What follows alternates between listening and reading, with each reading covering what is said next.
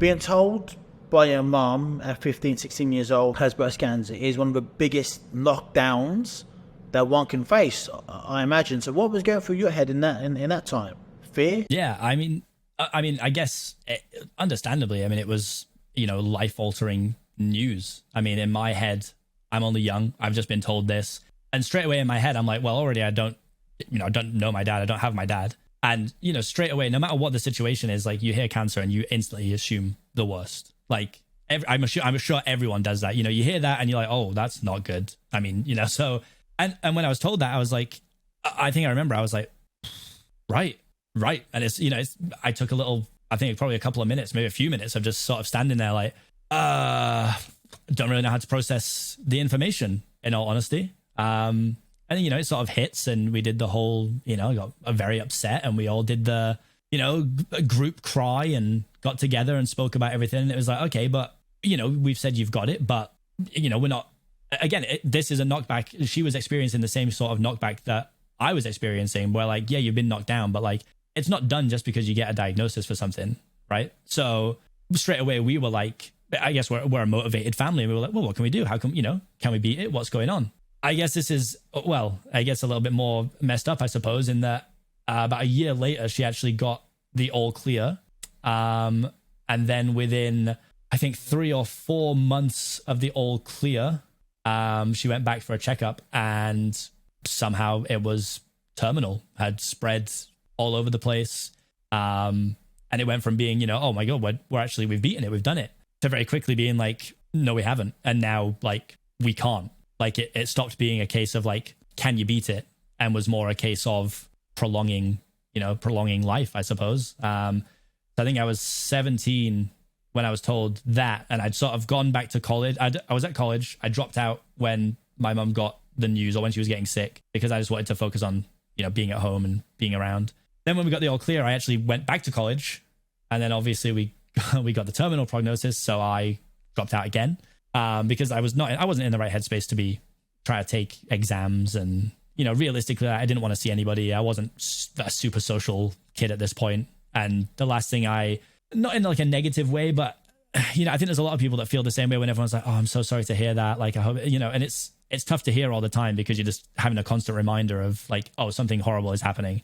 And yeah, from there, I think it was actually, if I remember rightly, I think they gave her a sort of 4-year timeline of like, he's 17, you're going to see him up to his 20, 21. And I think that I remember that was my mum's thing. She was like, I'm still going to get to see you become a little adult. I'll see you turn 18 and stuff. And yeah, sadly, it was less than 6 months, I think. And, 3 months of it was spent in, where they're basically hospital bound the entire time. It was, I think it was like hospice care is what it's called. I could be getting it wrong.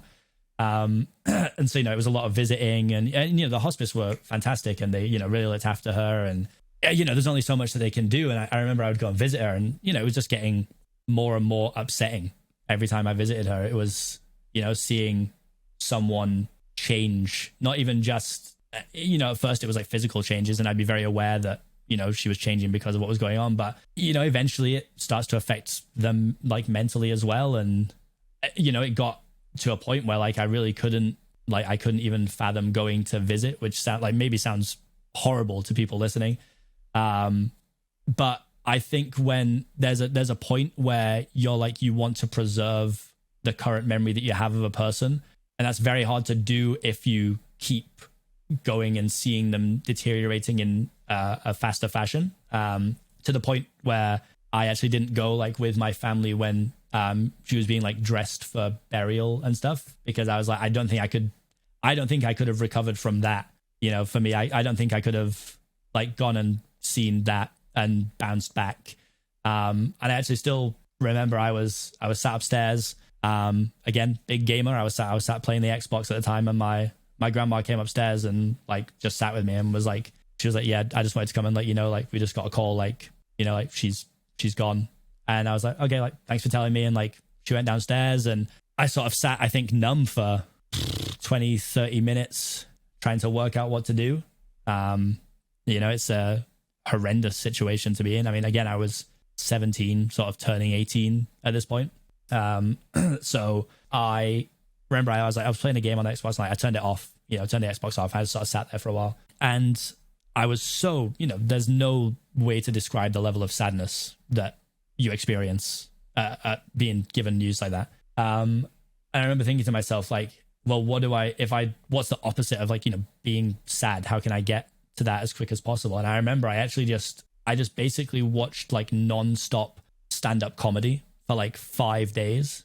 And, like, it's such a ridiculous concept, but in my head I was like, well, if I'm, like, laughing and having fun, like, it's completely taking my mind off of being so, like, unbelievably sad about the situation. Who did you watch?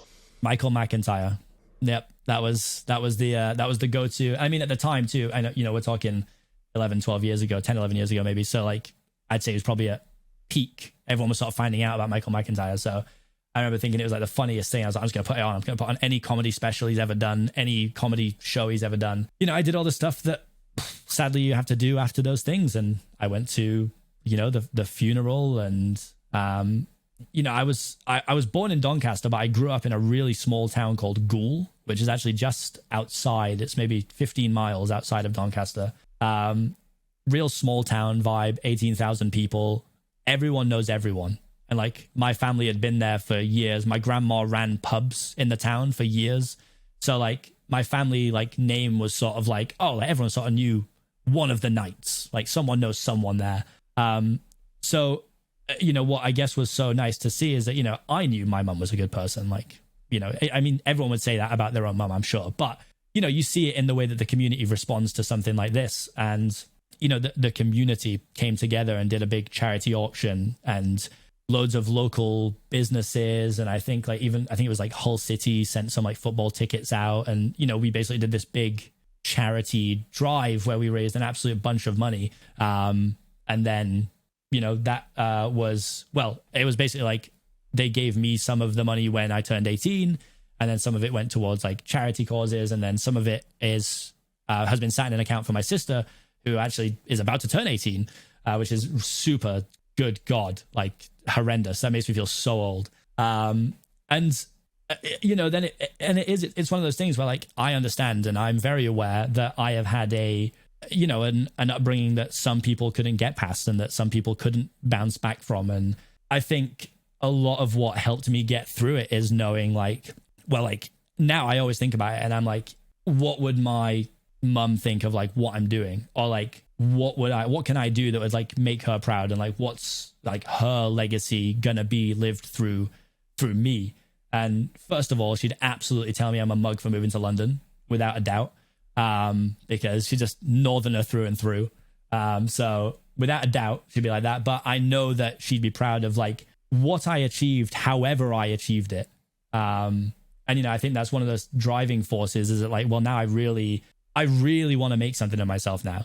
I don't know what field it was going to be in at this point. I didn't know what I wanted to do, but I knew I wanted to do something out of the ordinary. And it was like, how can I now achieve that?